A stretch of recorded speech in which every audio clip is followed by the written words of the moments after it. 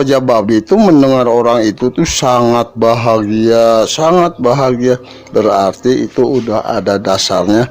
Orang kafir ngaku Islam, ngaku beragama, ternyata jiwanya tuh jiwa kafir. Itu si raja itu sangat girang, bahagia mendengar itu. Itu nanya lagi si Raja Babi itu, kamu sama si Aki itu kamu dikasih apa? Ya Raja, ini saya dikasih batu cincin warnanya merah begini. Iya itu benar. Udah dikasih tahu caranya? Belum Raja, belum. Itu kalau kamu memerlukan, baca mantranya, baca. Udah dibaca langsung dicium batu itu. Apa yang terjadi? Terjadilah. Kamu pertama itu kamu harus rajin. Harus rajin kamu dalam waktu 7 hari. Itu kamu nggak boleh pere. Kamu harus terus-terusan dipakai, dicium tiap malam. Kamu sanggup? Iya sanggup Raja, sanggup.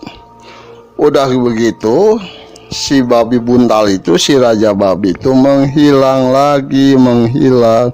Sebelum menghilang, Raja Babi itu ngomong, udah sekarang kamu lulus, silahkan keluar dari sini.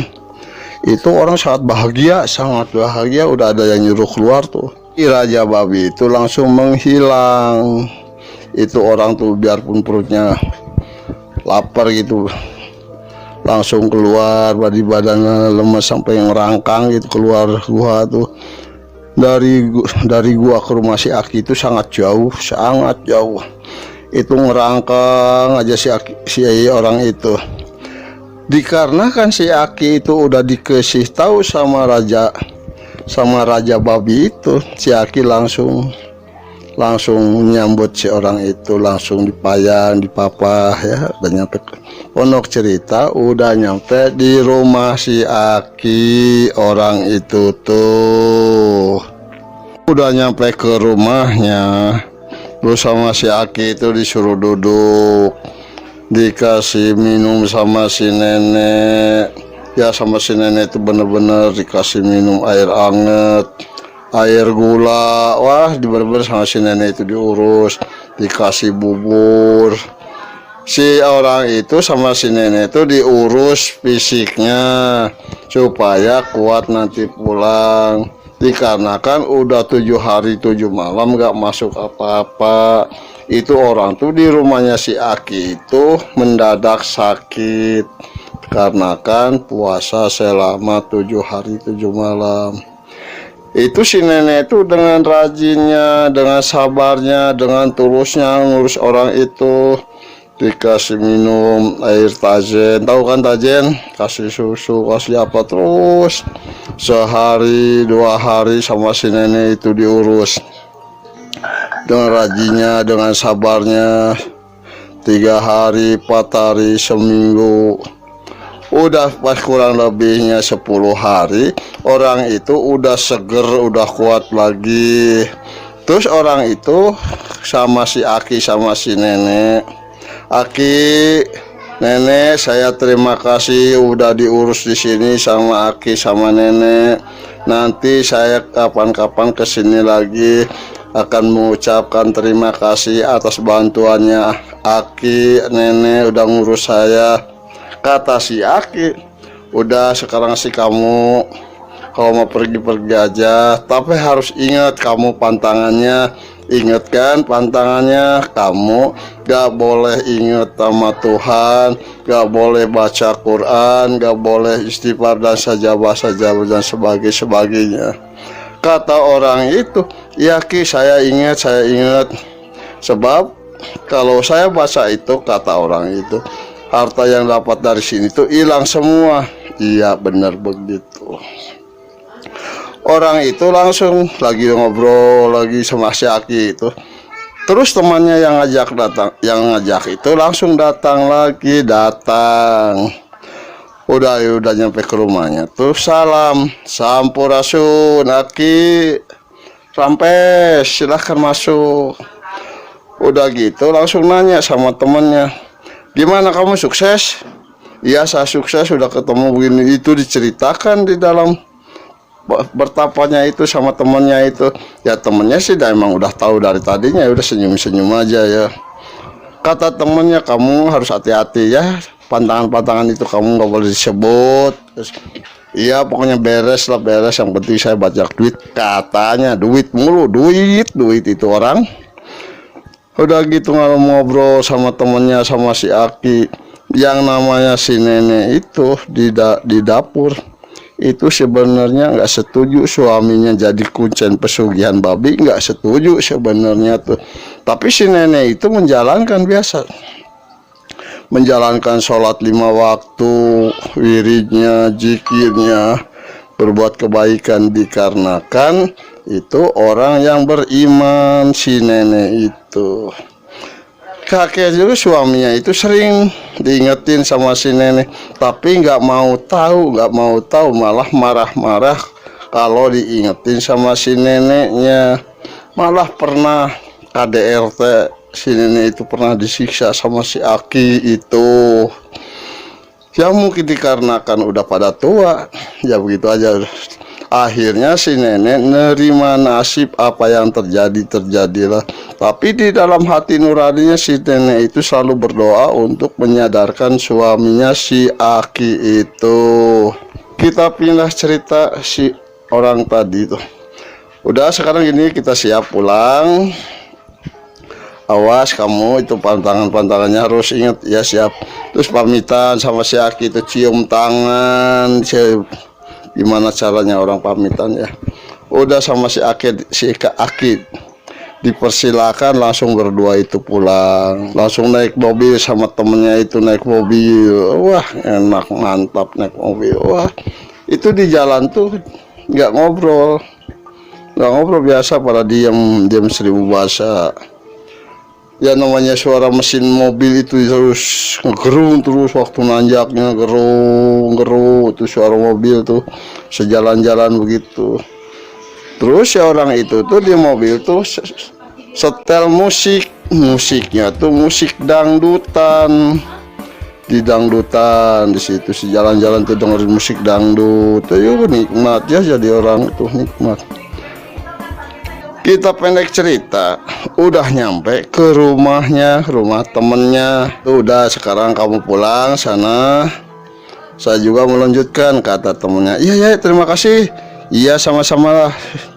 Udah mobil itu berangkat jalan, langsung si orang itu yang si tukang judi itu langsung datang ke rumahnya, nyamper. Pas di situ istrinya ada lagi nangis, istrinya tuh. Kata istrinya ditanya, "Papa dari mana papa? Udah seminggu gak pulang-pulang. Anak yang paling besar itu udah meninggal." Itu si penjudi itu acuh aja dengar suara istrinya nangis, anaknya meninggal. Acuh aja, udah bener-bener udah dirasuki 100% aura siluman babi. Acuh aja, malah datang tuh ngomong sama istrinya, "Udah mas, saya pengen makan." Iya sama istrinya ya biasa lah gitu ya, biasa dikasih makan ini itu. Tapi anehnya tuh suaminya tuh minta cacing. Ih, mana mah mie apa kan papa nggak doyan mie. Udah sekarang pengen mie, ambil mie sana. Itu istrinya nggak menyadari, istrinya direbusin mie. Pas udah mateng dikasih sama suaminya, "Ini pak, mie-nya udah mateng." Bukan mie itu. Terus yang bagaimana pak? Mie bukan itu, mie. Itu istrinya tuh kebingungan. Itu istrinya tuh diomelin, dicaci maki, itu yang bahasanya tuh nggak bener sama istrinya tuh. Benar-benar istrinya sampai nangis. Cuma sekadar minta mie aja dicaci, dimaki, dihina, didinya, wah segala macam. Itu istrinya tuh nangis, sakit hati diomelin suaminya. Kata suaminya, "Saya begini berjuang lari sana lari sini tuh untuk demi kepentingan kamu. Kamu sekarang begitu ya. kacau deh, udah berantakan tuh hidup orang ya. Udah itu mungkin udah kecapean ngomel-ngomel. Itu orang si tukang mabuk itu langsung tidur. Udah tidur. Itu orang itu tidurnya kebangetan, udah 2 hari 2 malam ya, istrinya juga nggak mengganggu. Orang itu tidur. Udah kurang lebihnya 2 hari 2 malam bangun sendiri. Terus nanya sama istrinya, sekarang jam berapa? Ya kurang lebih jam 9 malam pak. Kenapa gak dibangunin? Enggak pas, saya takut marah lagi. Ya udah sama makan. Dikasih makan, minta makan lagi. Ya gitu yang jadi permasalahan tuh, istrinya tuh diomelinya tuh minta mie. Mie bahasa manusia yang sebenarnya kata orang pemabuk itu, mie itu cacing yang dipinta suaminya itu bukan mie, sebenarnya minta cacing. Istrinya kan nggak ngerti, jika yang mie ya mie, padahal mintanya cacing. Dikarenakan waktu itu lari ke sana ke gunung tuh sama temennya, istrinya juga nggak tahu. Udah makan begitu ya, makanya kelihatannya kurang nafsu ya, dikarenakan nggak ada cacing atau mie. Langsung si orang itu berangkat keluar. Kata istrinya, "Pak, mau kemana pak?" "Udah diem perempuan, yang penting masak loh," gitu kata si pemabok itu. Itu tuh orang tuh jalan sejalan-jalannya. Pas udah nyampe ke tempat gelap, di situ sepi. Di situ tuh langsung baca mantra, udah baca mantra, cincinnya itu dicium. Ternyata orang itu berubah wujud menjadi babi ngepet. Udah begitu si babi ngepet itu langsung cari ke tempat-tempat kotor, kalau ke comberan atau kemana itu nyari cacing. Wah bener-bener itu babi rakus banget makanan cacing. Wah udah habis di kecomberan ini, lari lagi ke comberan ini, lari. Udah kenyang langsung usaha jalan itu, setiap ada rumah yang semua digesrek, semua itu mau masuk ke rumah, operasi di rumah. Wah semua berang-bereng gitu ya, kedengar. Padahal sih yang punya rumahnya nggak kedengaran bahwa itu berang-bereng gitu ya, barang-barang pada jatuh. Sebenarnya nggak jatuh, itu hanya perasaan aja. Itulah orang tuh babi pindah rumah lalu ke sana. Wah udah semalam itu kurang lebih jam 3 pagi si babi itu langsung jalan, baca mantranya, udah berubah wujud jadi manusia lagi. Langsung pulang ke rumahnya. Kebetulan istrinya tuh lagi sholat subuh. Istrinya tuh pas datang tuh istrinya diomelin, gak boleh sholat, gak boleh ini. Istrinya kaget, kenapa suaminya begini kan. Dulu enggak menyarankan untuk itu, biarpun dia tukang mabok, tapi menganjurkan sama istrinya jadi orang baik. Aneh itu ya, aneh bin ajaib. Pas itu marah-marah, udah istrinya tuh nggak mau ribut gitu, udah nggak jadi sholat subuhnya, nggak jadi. Udah bikinin nasi goreng, dibikinin nasi goreng itu ya, nyara pagi-pagi. Udah gitu langsung tidur. Orang itu tuh tidurnya tuh ngorok. Padahal sebelum ngepet sih orang itu nggak ngorok. Istrinya juga kaget, kenapa sih papa sekarang ngorok, kan dulu enggak ngorok. Aneh nih orang, habis makan apa keselak kali itu ya. Itu ngorok babi, cari sendiri gimana. Pas udah kenyang tidur langsung bangun. Si tukang mabok itu nyari. Ini saya tadi malam, kata si pemabok itu, saya tadi malam udah operasi. Ini kok gak ada apa-apa, di mana? Nyari ke belakang, nyari kemana, nyari ke lantai atas, nggak ketemu. Pas ada di situ ada gudang, di belakang tuh gudang barang. Pas si orang pemabok itu masuk ke gudang barang, di situ yang namanya duit sama emas banyak di situ. Waduh, ini ya, mungkin ini dapat tadi malam saya gitu. Ya udah diem, langsung dikunci sama orang itu, sama si pemabok itu dikunci gudang. Istrinya nggak boleh masuk, nggak boleh. Itu terus udah agak siangan, langsung main. Itu temennya tuh datang lagi, temennya yang ngajak itu datang, ngobrol gimana tadi malam kok dikerjain. Ya udah dikerjain, hasilnya ada banyak situ. Ya syukurlah kalau banyak. Kita jalan-jalan yuk. Yuk jalan-jalan. Maksudnya jalan-jalan tuh operasi buat tar malam gitu. Jadi seolah-olah survei gitu ya. Jalan-jalan ke tempat itu, jalan-jalan berdua tuh.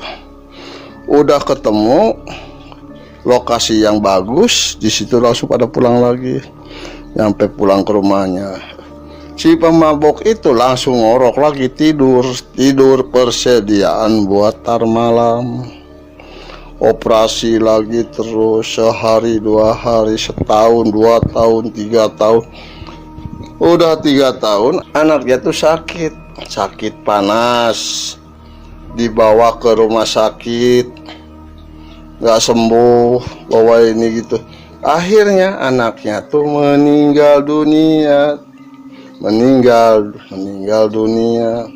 Padahal anaknya itu diambil oleh siluman babi, diambil anaknya tuh, meninggal. Itu udah kaya itu. Terus datang petugas bang, datang dibayarin semua, dibayar. Pondok cerita utang itu udah beres semua, dibayarin sama si pemabok itu. Malah si orang itu malah merajalela, poya-poya melebihi tadi, main perempuan, lebih jahat ini. Jadi kelakuannya seperti babi itu kelakuannya tuh. Wah bener-bener itu. Jadi karyawannya makin tambah makin banyak.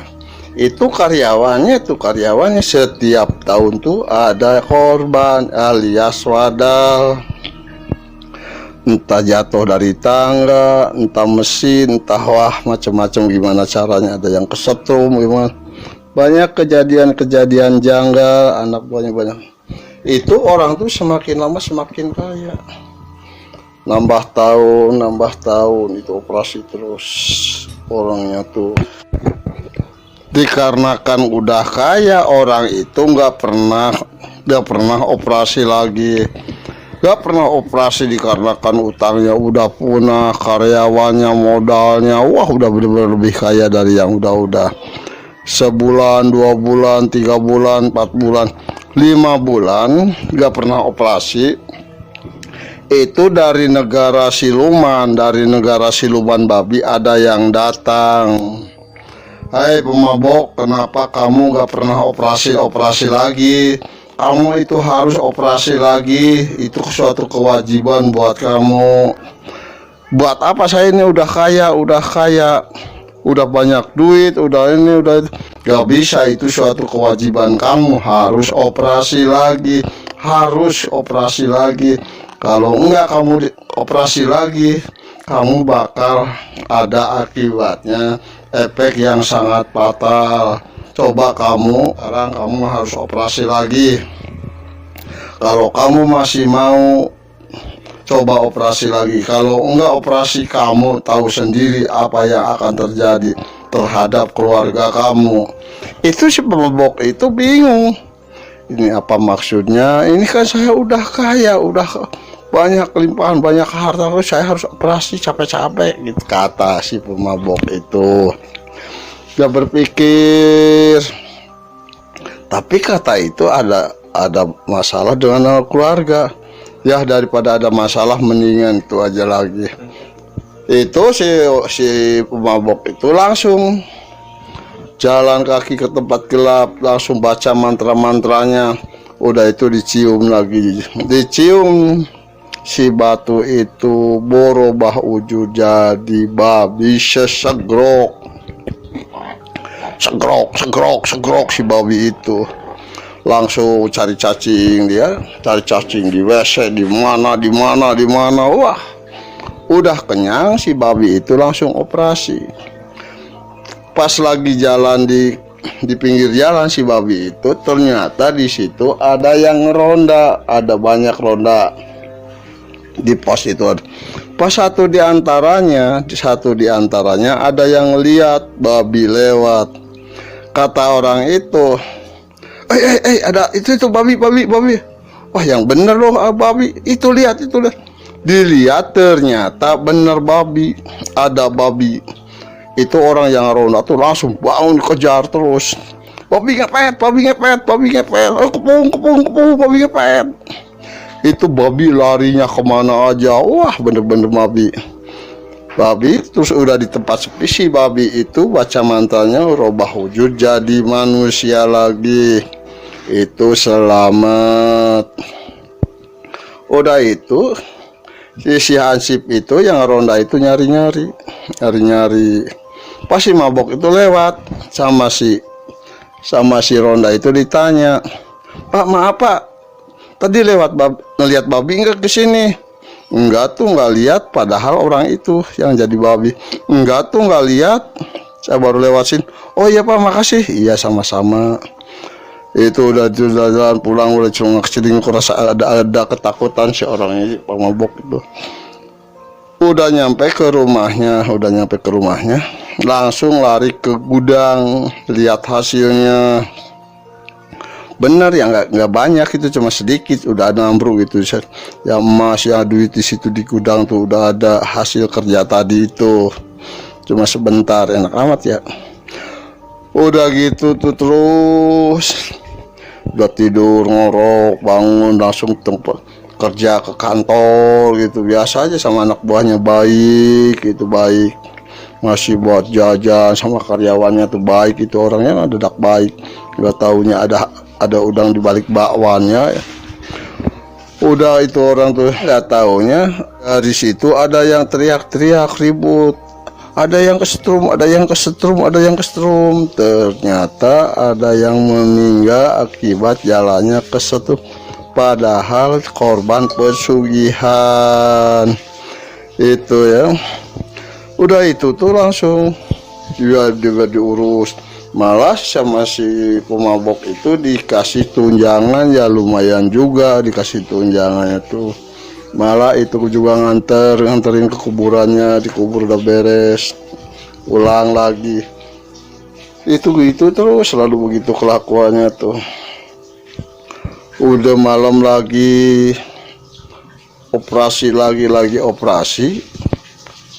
Ada anak muda di situ, ada anak muda lagi ngobrol main gitar gitu ya, lagi nongkrong anak muda di situ.